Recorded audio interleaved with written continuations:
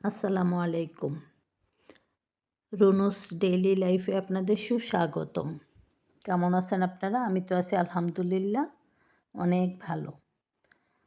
তো শীতের দিনের রান্নাবান্না, শীতের দিন মনে হয় খুব তাড়াতাড়ি দিনের সময়গুলা শেষ হয়ে যায়।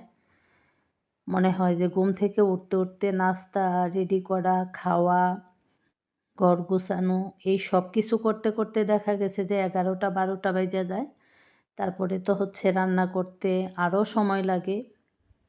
ভাইরে ভাই, আমাদের যদি বেতন দিত তাহলে যে আমরা কত টাকা পাইতাম, কত টাকা আমাদের জমা হইতো। আমাদের যে সংসারের মধ্যে কত কাজ থাকে,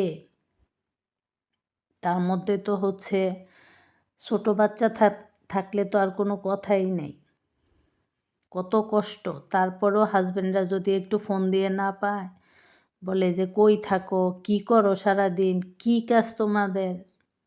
আমাদের কাজগুলি যদি ছোটোবেলায় তো হচ্ছে মিনা কার্টুন দেখতাম, তো ওরকম যদি পুরুষেরা যদি আমাদেরগুলা করতো আর আমরা যদি ওনাদের কাজগুলো করতাম, তাইলে হয়তো সবাই সবারগুলা বুঝতে পারতাম যে আসলে কে বেশি কষ্ট করে।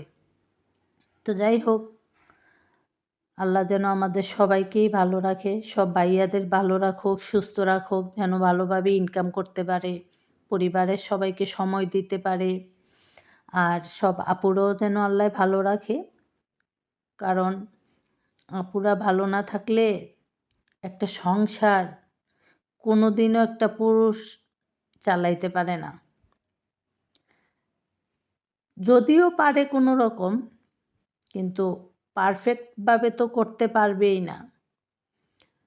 তো আমি মনে করি যে আমাদের যদি, এটাও তো আমাদের একটা চাকরি, এটাও তো আমাদের একটা কাজ। আমি মনে করি আমাদের বেতন ধরা হোক, আমাদের বেতন দেওয়া হোক, তাহলে আমরা আর বয়স হইলে আমরা এই টাকা থেকেই জমাইতে পারবো। আমাদের আর ছেলেদের উপরে কারো উপরে নির্ভর করতে হবে না। তো আমার মতো কোন কোন আপুরা চান যে আমরা যে সারাদিন কাজকর্ম করি আমাদের বেতন দেওয়া হোক?